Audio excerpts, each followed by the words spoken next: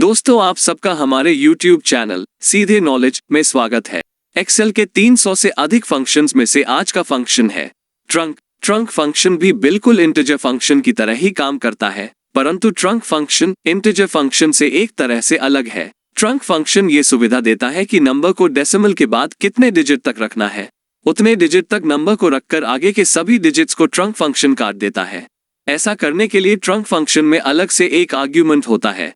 दूसरा, trunk function भी integer function की तरह ही इस नियम का पालन बिल्कुल नहीं करता कि 5 या 5 से ऊपर डिजिट बढ़ जाएगी और 5 से नीचे डिजिट नहीं बढ़ेगी।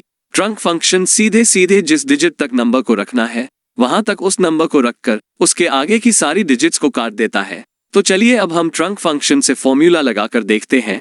किसी खाली सेल में इक्वल टू का साइन एंटर करें, उसके बाद ट्रंक लिखें और छोटी ब्रैकेट को स्टार्ट करें और हम कोई डेसिमल वाला नंबर एंटर कर देते हैं। मान लीजिए हमने 8.2549 एंटर किया।